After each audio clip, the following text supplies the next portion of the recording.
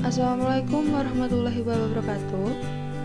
Di sini kami kelompok 14 akan menjelaskan mengenai materi penerapan ekonomi integral tentu.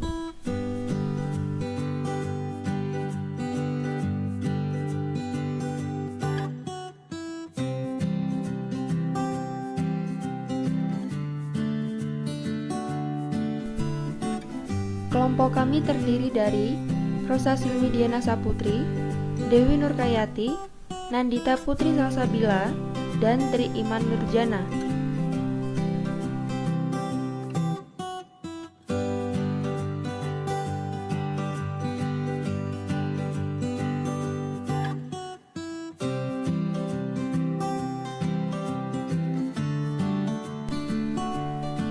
Terdapat 3 pembahasan yang akan kami bahas, yaitu yang pertama, dampak perubahan harga terhadap surplus konsumen. Kedua, surplus konsumen dan diskriminasi harga. Dan yang ketiga, surplus konsumen dan kenyamanan.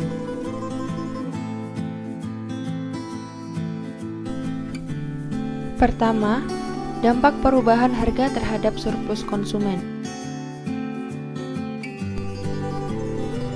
Apabila dilihat dari analisis permintaan dan penyediaan, ketika permintaan tidak berubah dan penyediaan barang atau pelayanan menurun, maka harga barang atau pelayanan tersebut akan meningkat dan menyebabkan surplus konsumen menurun, sehingga dapat menurunkan kesejahteraan ekonomi konsumen. Sedangkan apabila penyediaan tidak mengalami perubahan dan permintaan barang atau jasa meningkat, maka harga ikut serta meningkat, sehingga surplus ekonomi dan kesejahteraan konsumen juga ikut serta meningkat. Tetapi, apabila permintaan barang atau pelayanan inelastis terhadap harga, maka naiknya permintaan akan meningkatkan surplus konsumen karena adanya permintaan yang tidak elastis terhadap harga, yang mana artinya konsumen tersebut bersedia membayar lebih untuk membeli barang tersebut. Dapat dilihat pada gambar A, surplus konsumen setelah terjadi peningkatan permintaan barang lebih besar daripada keadaan awal jika permintaan barang tersebut inelastis terhadap harga. Sebaliknya, maka inelastis terhadap harga, maka makin kecil pengaruh perubahan harga terhadap jumlah permintaan barang. Sebaliknya, jika permintaan elastis terhadap harga, maka konsumen tidak bersedia membayar harga tinggi untuk barang atau pelayanan tertentu, sehingga surplus konsumen tidak banyak berubah. Hal ini kita dapat melihat pada gambar B, surplus konsumen setelah terjadi peningkatan permintaan tidak banyak berubah dibandingkan dengan keadaan awal jika permintaan barang tersebut elastis terhadap harga.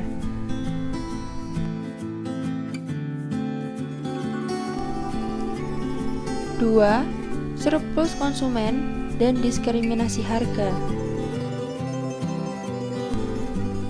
Surplus konsumen mencerminkan suatu keuntungan lebih atau surplus yang dinikmati oleh konsumen tertentu berkenan dengan tingkat harga pasar suatu pasar.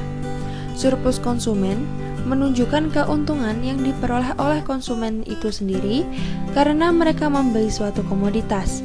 Surplus konsumen dapat digunakan untuk menganalisis dampak diskriminasi harga, yang merupakan perilaku ekonomi yang menerapkan harga yang berbeda dari barang atau pelayanan yang sama untuk segmen konsumen yang berbeda dengan alasan yang bukan merupakan biaya.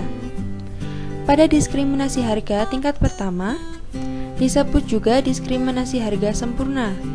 Perusahaan tidak mengenakan harga yang sama untuk masing-masing konsumen, melainkan menerapkan harga yang berbeda kepada masing-masing konsumen yang berbeda berdasarkan maksimum kemauannya membayar. Pada diskriminasi harga tingkat pertama, sesungguhnya terdapat efisiensi alokasi sumber daya. Hal ini dikarenakan pada biaya marginal yang ditunjukkan oleh kurva supply sama dengan manfaat marginal yang ditunjukkan oleh kurva permintaan. Tetapi, distribusi surplus ekonomi dalam situasi ini sangatlah berbeda. perusahaan mengekstraksi atau mengambil semua surplus ekonomi untuk dirinya, yaitu untuk perusahaannya sendiri. 3. Surplus konsumen dan kenyamanan. Surplus konsumen merupakan kelebihan keuntungan, baik dalam bentuk uang atau kesejahteraan, atau kepuasan, atau utilitas yang diperoleh konsumen sebagai implikasi dari membeli dan mengkonsumsi suatu barang atau pelayanan dengan harga di bawah kemauannya membayar. Pada tahun 2013, Walzer mengemukakan hipotesis tentang kenyamanan sebagai alasan yang melatari surplus konsumen yang diperoleh dari penggunaan pelayanan kesehatan.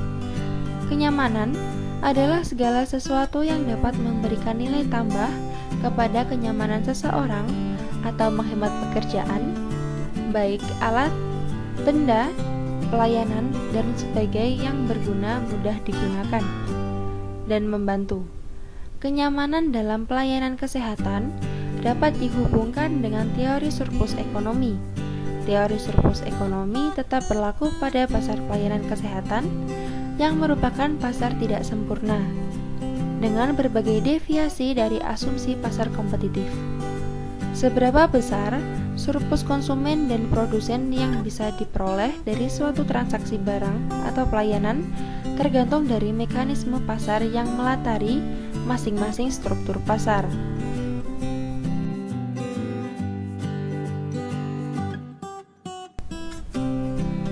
Sekian penjelasan materi dari kelompok 14.